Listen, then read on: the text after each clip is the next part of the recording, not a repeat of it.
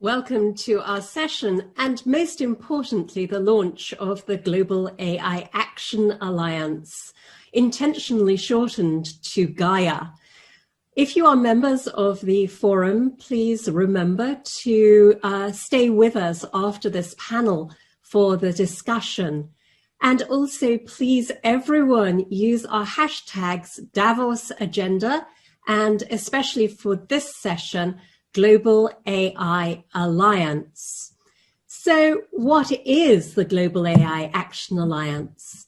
It's a multi-stakeholder collaborative platform and project accelerator to speed up the adoption of inclusive, trustworthy, and transparent artificial intelligence across all sectors and all needs. It provides an umbrella platform for everyone working on responsible AI to be able to come together to engage in real-time learning, pilot new responsible AI tools and approaches, scale the adoption of best practices, and undertake collective action on emerging challenges. And then through the forum to amplify that work everywhere that it's needed, through our networks in government, arts, academia, civil society, and business. So being a real connector for everybody to learn from one another about responsible artificial intelligence, because we're focusing on a positive future, extending the use of beneficial AI for everyone, no matter who you are or where you come from. So please reach out to me and join our alliance. It's now my pleasure to be able to welcome our panelists. And I want to start with a question to Vilas Dhar. Vilas is the president and trustee of the Patrick J. McGovern Foundation and is, with Arvind Krishna, our very first co-chair of Gaia. Vilas, you're known for your work in global AI for good. Why do you think the alliance is needed, and why is it needed now? Thanks, Kay. Good morning, good afternoon, good evening to everybody joining from around the world. It struck me this morning as I prepared for this panel that the term artificial intelligence, as familiar as it is maybe to our panelists and some of our audience, for much of the world still reflects a pretty abstract vision of maybe something that feels like a science fiction future. But I've sloshed through the rice paddies with a farmer standing next to me, showing me how the predictive analytics that are delivered on her phone change how she plants and harvests rice, how she affects the livelihood of her family on an everyday basis.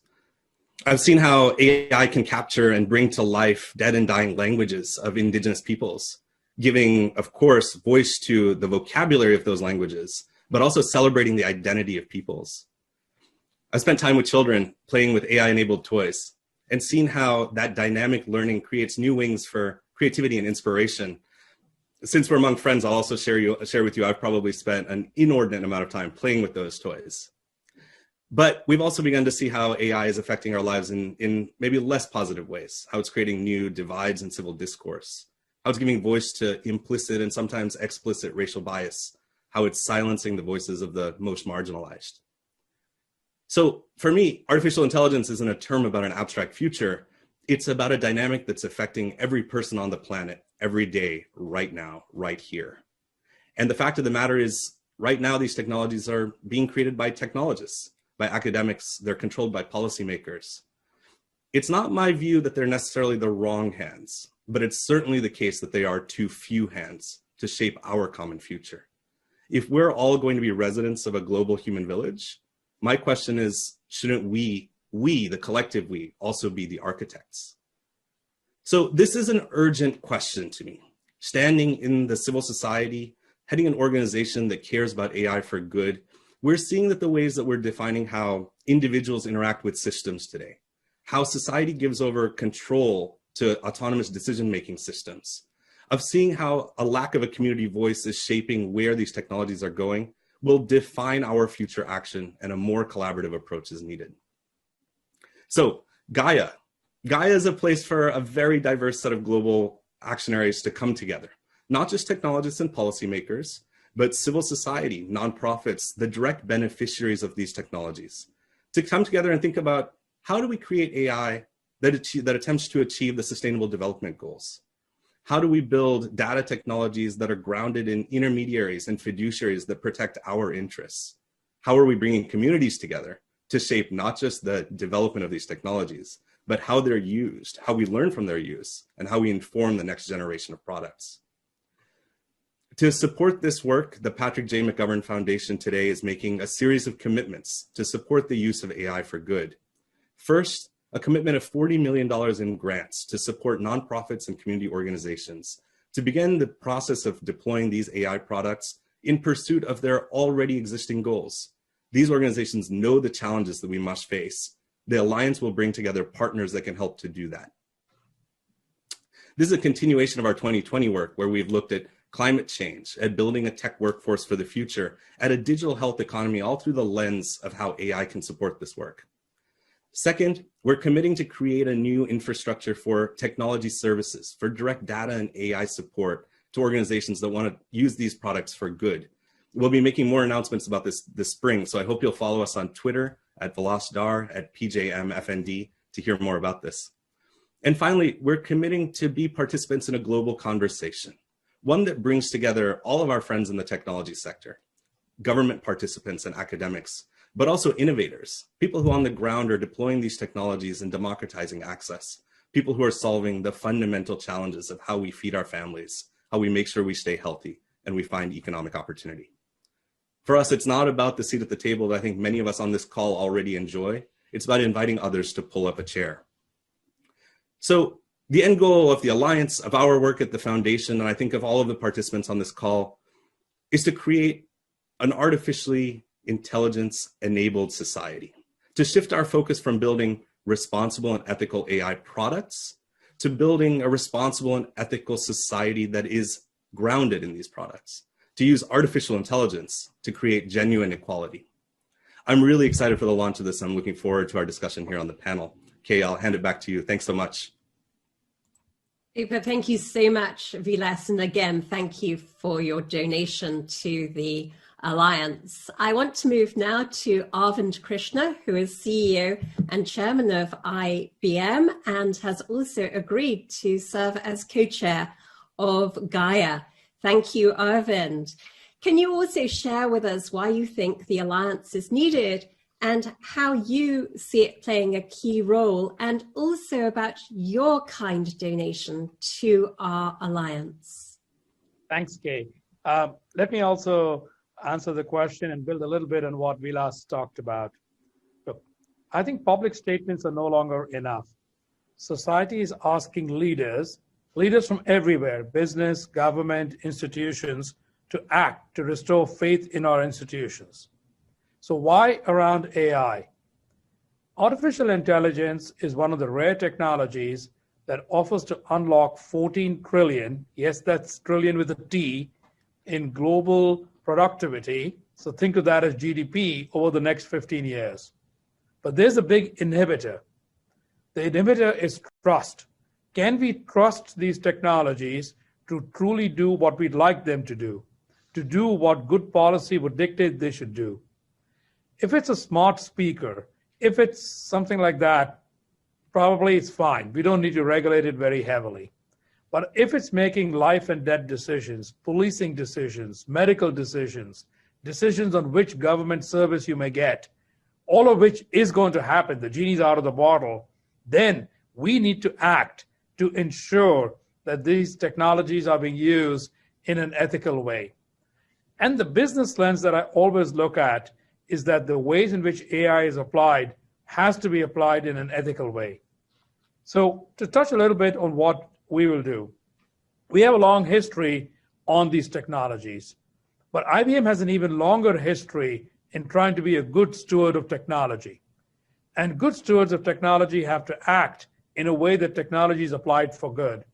And so in that context, we are going to donate a number of our toolkits: the Fairness 360 toolkit, the Explainability 360 toolkit, and something which we are working on called fact sheets. So fairness and explainability are trying to watch and ensure that AI is not biased, is indeed fair, as humans apply the word fair, which comes more from some of your backgrounds in law and society than from mine in technology. We will leverage the expertise of all of you in applying that into the technology. Explainability. Humans tend not to trust things that are a black box, so you have to make them more explainable. And fact sheets, something which we and a number of others are working on to try to explain where did the data come from, what's the provenance of the data, can you explain who trained the AI so that it's much more transparent than before.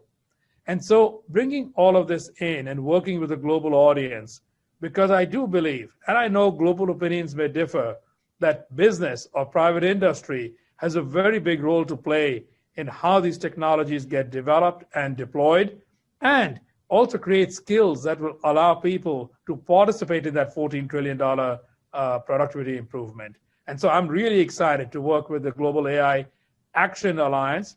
And let me put the emphasis on the word action, not just a panel discussion. And that is what excites me. Super, thank you so much, Arvind. And what a tremendous gift. I know that many of you listening today also come from companies who have tried to get your heads around this work and have your own systems of doing so. So I'm hoping that you will follow Arvind's lead at IBM and also want to participate in this sharing and making sure that everyone benefits, not just those people in the global north where AI is at the moment so concentrated, but also in the global south. And that really brings me, Henrietta, to a question for you. Henrietta is the Executive Director of UNICEF. And thank you, first of all, for agreeing to serve on the steerco of Gaia. But as head of an international organization, you see the benefits and risks of AI for children across the globe. How do you see Gaia playing a key role in protecting and nurturing our future generations? Well, thank you, Kay. And just like Vilas and Arvind have said, I think it's going to be a very important turning point in how we as a world structure and think about artificial intelligence. You know, 1/3 of the users of the internet are children around the world, and yet we have 1/2 of the world not connected. So what happens when they go online? They see a whole nother world. There are AI-enabled toys, and there are virtual assistants, and there are chatbots, and there are those who tell you what to learn next, what to read next, who to be your friend. So many guidance activities happen on the internet for children. So Gaia will be a very important vehicle for us to see this world through children's eyes, because they are going to grow up in this world and it will be important for them. I might also mention that there are a couple of things that I think we could be doing as a team. One is, to Arvind's point about action. Principles should be taken into practice. And that's what we and everyone in this session should be thinking about. How do we actually take this into the real world? How do we design children into the use of these systems? What about government regimes? How do we reflect human and child rights and diversity and inclusion? So number one is lead by example. And that's exactly what Arvind and Vilas are talking about, AI policies. And let me add in that I think that Gaia can join several other alliances. So under the Generation Equality, we are part of a leadership group on technology. Gender and girls are going to be very important, that they are part of this world for artificial intelligence. So that will be number one, joining up of Gaia to several other alliances that are at work. The second is a point, Kay, that you were making, which is that as we expand connectivity, it's going to be very important that we focus on all the children and young people, people in countries that are not just where we currently have connectivity and data. So we're collecting lots of data from children and young people who are in the developed world, but less so in the developing world. But we want them to be part of it. So let's design that one from the beginning. The End Violence Partnership, which I am co-chairing, we've just made a $10 million investment to help develop and scale up technology and AI solutions that will track online sexual predators. It's the abuse on digital online platforms that I think are very, very important. We need to scale up machine learning and the ability to be able to detect, remove, and report sexual images and videos of children. We need to prevent online grooming. We need to disrupt live streaming of sexual perpetrators, and AI can help us to do all of that. And then thirdly, Kay, I really love that you have created a new youth council. I think having young people part of it is going to make a big difference, and they need to have their voices and their thoughts heard. So there are 3 ideas for you, Kay. Super, thank you so much, Henrietta. And I couldn't have schooled you better in talking about the AI Youth Council before I moved to will.i.am, because actually this was Will's idea. I think about 2 years ago, he looked at the people in the room and said, there are a lot of old white folks here. And we started the AI Youth Council on the back of that comment. So I'm delighted to be able to introduce will.i.am, Chief Executive of I.am Plus.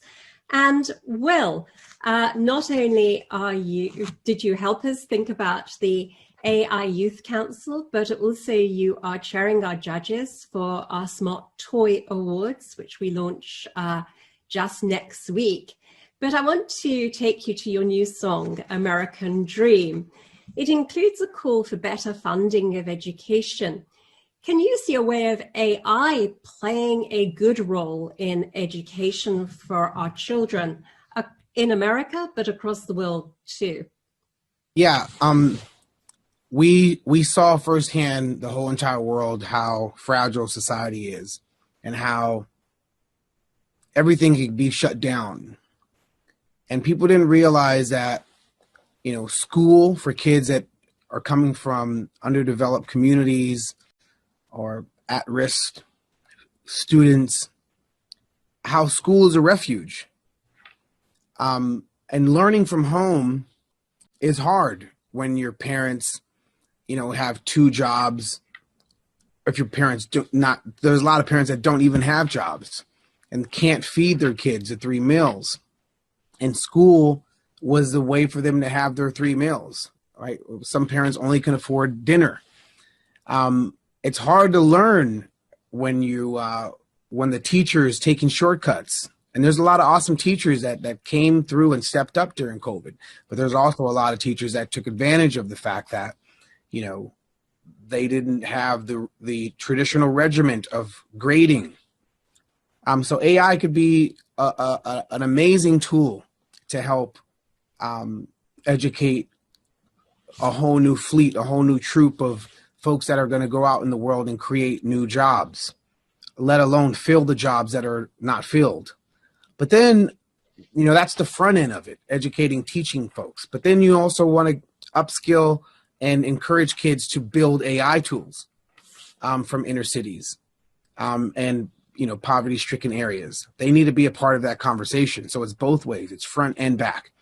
Educating, AI educating people, and then people building AI that's going to serve society, right? Because you're not going to have, you know, proper training data if it is not coming from folks that live in those communities, that understand those communities. You're always going to have bias if the folks that are going to receive that AI and the folks that train the data did not understand the conditions, truly understand the conditions of the folks that are living in those environments. So it's really important. 360, AI educating folks, people building AI and training data, so we have a truly unbiased, trustworthy platform. Super, thank you, Will. And also, as I said, we are just going to launch the Smart Toy Awards next week. And I wondered what the judging team hopes to showcase for children who will, of course, be living and working with AI. Can I answer that? Sorry, Will. Yes, I wanted you to. I apologize. So right now we're at this is the beginning.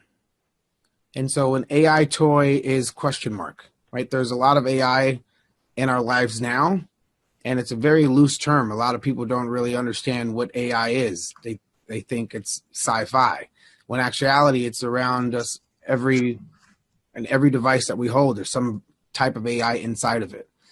But when it comes to kids, I'll be looking for AI that is mindful and has a human approach and takes into consideration the moment of a kid playing, and then when that AI, what that AI is doing to mind and monitor, because that should not be, a kid should not grow up and worry about the toy it played with and how the AI was learning the child. That to me is a very thin ice that we have to make sure that a kid is protected as a child and when they get older, right? When I was playing with G.I. Joes, I didn't have to worry about the G.I. Joe learning me. And then, when I was playing with Transformers, I didn't have to worry about the Transformer and Optimus Prime learning me and then selling data to an insurance company as I got older because it understood and predicted what I might be like. So these types of things, we need to ensure that a kid is safe as a child and protected as an adult.